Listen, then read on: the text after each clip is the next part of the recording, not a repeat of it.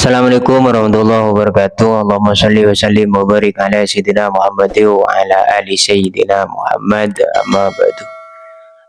Selama beberapa hari ini ramai sekali tentang pernyataan Ustadz Adi Hidayat atau Uwah yang beliau menerjemahkan atau memahami ayat Asy-Syu'ara itu sebagai ayat pemusik. Penjelasan Ustadz Adi Hidayat ini ditanggapi oleh ustadz-ustadz dari kalangan Wahabi yang mereka itu mengatakan bahwa Ustadz Adi Hidayat ini menuruti hawa nafsunya sehingga ingin menghalalkan musik dan mencari-cari dalil di dalam Al-Quran sehingga Asy-Syu'ara ditafsirkan atau diterjemahkan sebagai ayat pemusik. Padahal menurut mereka Asy-Syu'ara itu tidak ada satupun ulama yang menerjemahkan atau menafsirkan Asy-Syu'ara itu sebagai ayat pemusik. Ini saya kaget sebenarnya karena sejak kapan ustadz-ustadz Wahabi itu masih mempertimbangkan penafsiran ulama.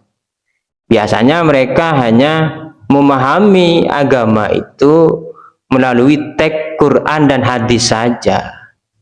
Ini agak aneh, apakah memang sengaja ingin menjatuhkan UAS atau bagaimana? Maksud saya UAS atau bagaimana?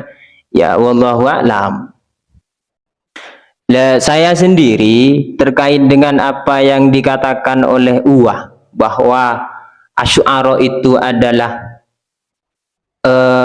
ayat bagi pemusik, ayat-ayat pemusik atau surah pemusik. Saya pun tidak menemukan penafsiran para ulama tentang apa yang dikatakan oleh Uwah itu. Ya, saya memang tidak mencari begitu. Tetapi saya ingin menanggapi bahwa ada seorang tokoh dari Mesir yang bernama Ahmad Hasan Zayyad. Beliau ini seorang penulis, bahkan seorang ahli sastra. Beliau menulis sebuah buku yang berjudul Majallatur Risalah. Ya. Ada yang menarik di dalam penjelasan beliau ini dalam Majallatur Risalahnya. Di aplikasi saya ini ada di juz 25 halaman 984. Beliau Ahmad Hasan Az-Zayyad mengatakan begini terkait tentang syair dan musik. Ya. Ini disclaimer dulu bahwa apa yang saya kutip dari bukunya Ahmad Hasan Az-Zayyad ini tidak berarti membenarkan apa yang dikatakan oleh Uwah bahwa Asy-Syu'ara itu adalah para pemusik. Tidak.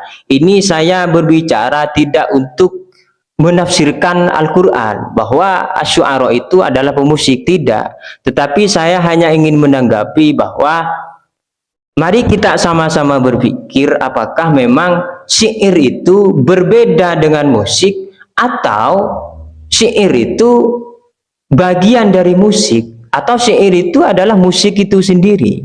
Ini saya bacakan ya apa yang dijelaskan oleh Ahmad Hasan Az-Zayyad dalam Majallatur Risalahnya. Saya bacakan al-musiki wasyi'ruh, musik dan syair. Wa rubbama kana syi'rul arabi yamtazu ala asy'ari mu'dhamil umam al-ukhra. Syair Arab itu kadang-kadang berbeda dengan syair-syair dari daerah lain atau dari benua lain. Wala siyama al-ifrinjiyah, lebih-lebih di dataran Eropa. Li'annahu mawzunun wa dhu maqati'ah ma'dudah wa mahdudah. Karena syair itu punya wazan dan punya taktik yang banyak, yang bermacam-macam, wa mahdudah dan terbatas. fi kulli bahrin min buhurihi, dari setiap bahar dari bahar-bahar syair. Ya. Wa waznu syi'ril arabi yattafiqu ma'al alhanil musiqiyyati ittifaqan tabi'iyan. Wazan syair Arab itu cocok atau persis dengan melodi musik secara alami. Lianna syi'rah musiki wal musiki syi'run, karena syair itu musik dan musik itu adalah syair. Jadi menurut beliau, yang beliau ini memang sudah terkenal sebagai ahli sastra, ya, ahli sastra, syair itu adalah musik dan musik itu adalah syair. Silahkan, ini bukan, saya katakan lagi, bukan dalam rangka ingin membenarkan apa yang dikatakan UAS, tapi silahkan ini dipikir menurut dari pernyataan Ahmad Hasan Az-Zayyad ini, bahwa secara alami melodi-melodi yang ada di dalam syair Arab itu cocok persis dengan musik. Bahkan beliau mengatakan asyi'rah musiki wal musiki syi'run, syair itu musik, musik itu adalah syair. Ya, silakan ini dipikirkan apakah ini bisa untuk membenarkan apa yang dikatakan UAS, maksud saya UAS, atau tidak. Begitu. Kalau kita ingat-ingat, ya, di zaman dulu, bahkan ketika Rasul itu masih ada, masih bersama dengan sahabat, itu memang sahabat ada banyak yang ahli syair. Bahkan masa Nabi itu adalah masa keemasan syair. Banyak sahabat-sahabat itu yang ahli syair, yang bahkan ada yang bersyair untuk Nabi. Misalkan di sini di kitab Al-Mawsu'ah Al-Fiqhiyah Al-Kuwaitiyah di juz 26 halaman 119 dikatakan, ya, saya bacakan, wa qad kana Hasan bin Tsabit yunshidu Rasulullah asy-syi'ra fil masjid. Hasan As-Sabit itu pernah menasyidkan ini melagukan syair di hadapan Rasulullah Shallallahu Alaihi Wasallam di dalam masjid. Wa ansyadahu Ka'ab bin Zubair qasidataini fil masjid. Bahkan Ka'ab bin Zubair pernah menasyidkan atau melakukan dua qasidah di dalam masjid. Artinya dari sejak zaman dahulu syair itu memang sudah biasa dilakukan. Bahkan pernah dilakukan di dalam masjid oleh Ka'ab bin Zuhair, dan pernah sahabat Hasan bin Tsabit melakukan syair di hadapan Rasulullah.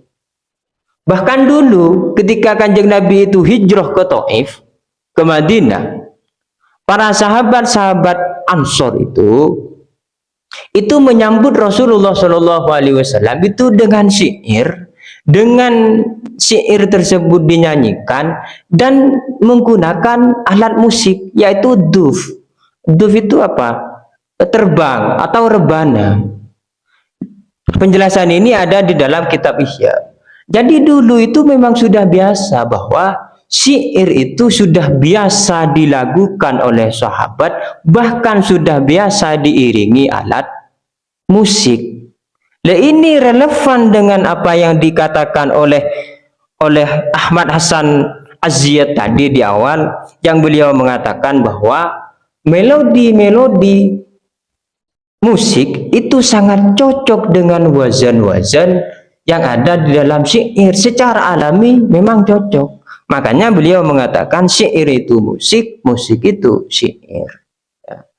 Jadi silakan ini dipikir, apakah memang pernyataan UAH itu bersumber dari sini atau dari literatur yang lain?